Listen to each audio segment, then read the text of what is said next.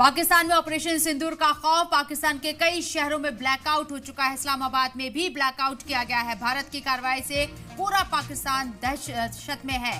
रावलपिंडी, लाहौर, कराची में ब्लैकआउट हो चुका है। ये बड़ी खबर आपको बता रहे हैं पाकिस्तान के अंदर किस तरीके से डर का माहौल बना हुआ है। ये तस्वीरें भी आपको दिखाएंगे, लेकिन पल पल की खबर आप तक पहुंचा रही है। भारत की कार्रवाई से पाकिस्तान सहमा हुआ है, डरा हुआ है, दहशत में नजर आ रहा है। ब्लैकआउट किया गया है कई जगह पर। पाकिस्तान के कई शहरों में ब्लैकआउट है, अफरा तफरी का माहौल है। इस्लामाबाद में भी ब्लैकआउट किया गया। भारत की कार्रवाई से पूरा पाकिस्तान डरा हुआ है।